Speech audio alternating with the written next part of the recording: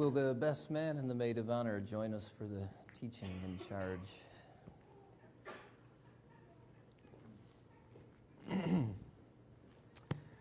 What is a marriage? What are we doing here today?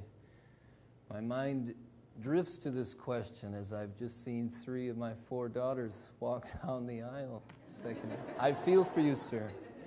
I do. But there are a lot of different ideas about it, I guess. A lot of us here may be from a lot of different backgrounds. Perhaps you consider marriage a holy sacrament. Perhaps you consider it an ordinance of the church or an institution of some kind, economic or political or what have you. But I think we're all trying to talk about the same thing. A man and a woman spending their life together. But are we really, is the question. And I've spent a few months counseling these 2 beforehand.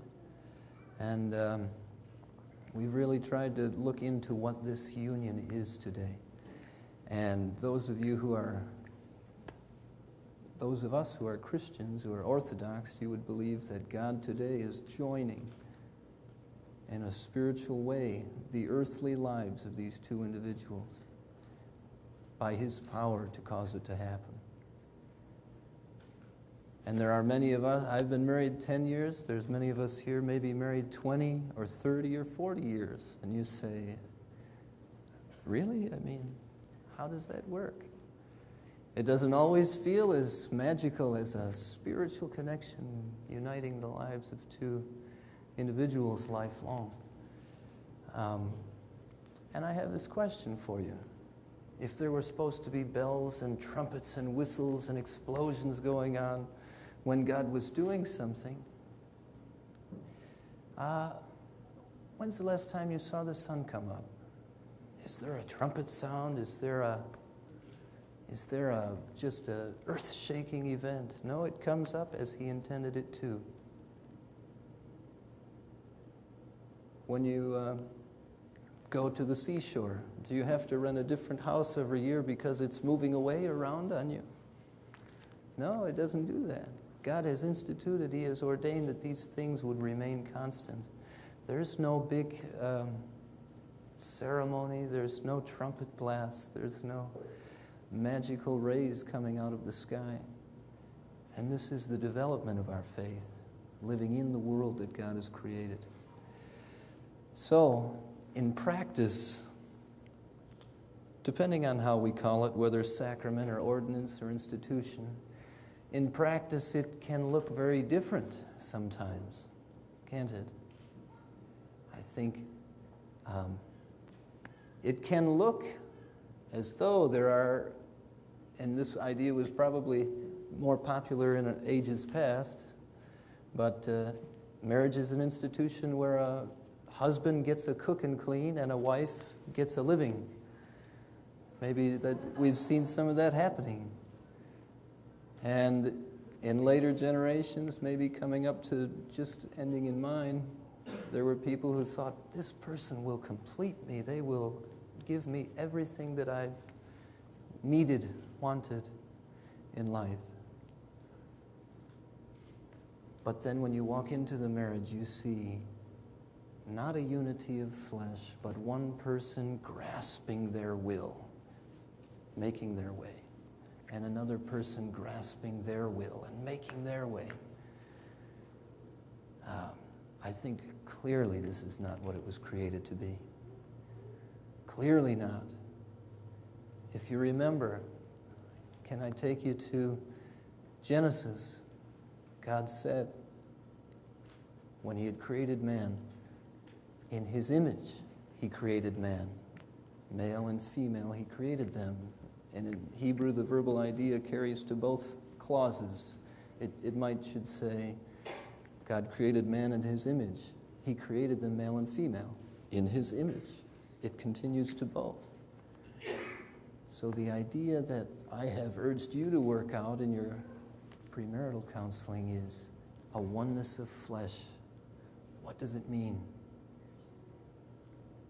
When God first built man and woman, he said, you see these two together? This is my image. This is what I look like. And I've urged you to think about what that means. And I believe that you will, and you have. Now, one of the biggest struggles in this area, I think, is maintaining the unity.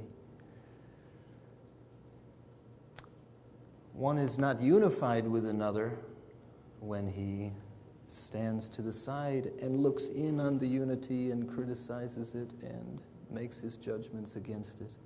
You're not in the unity, you're out here trying to look in. And one is not in the unity when she stands out to the side and looks in and says, but I expected this and I wanted this, and why isn't this turning out? That's not the unity that God is making in you today. Many of us perhaps need to remember these things. This event today, all the people in this building, in this place, are in the presence of God, witnessing Him, causing a union of earthly lives for the duration of their lives. Be it not magical or exciting on a day-to-day basis, these are the truths we are called to live in. And of course, I may be making it sound very negative, but there are amazing and wonderful times you will share together. There will be times when you can feel the blessing of God between you and on you. Not even between you, because there's no room. You're so close, you're unified. There would be times like this. And there will be times when it feels as though there are miles. But these are the feelings. Feelings aren't right or wrong. They have no truth value. They pop up. We don't run our lives based on things that just popped up here and there, do we? So today, I urge us all, you especially, remember this is the union that you are in. You are being caused to be unified by God Himself in your earthly lives today. So, as we remember these promises, this purpose for marriage, David, will you take Cassie's hand? Face each other, look into each other's eyes.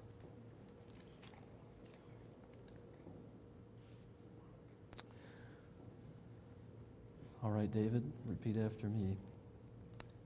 I, David, take thee, Cassie, to be my wedded wife. Take thee, Cassie, to be my wedded wife. To have and to hold from this day forward. To have and to hold from this day forward. For better, for worse, in want and plenty. For better, for worse, in want and plenty. In sickness and in health. In sickness and in health. And by the power of the Holy Spirit. And by the power of the Holy Spirit. To love and cherish and to put her desires before my own. To love and cherish and to put her desires before my own. Till death do us part. Till death do us part. Cassie, will you repeat after me? I, Cassie, take thee, David, to be my wedded husband. I, Cassie, take thee, David, to be my wedded husband. To have and to hold from this day forward. To have and to hold from this day forward. For better, for worse, in want and plenty. For better and for worse, for want and in plenty. In sickness and in health. In sickness and in health. And by the power of the Holy Spirit. And by the power of the Holy Spirit. To love and cherish and to put His desires before my own.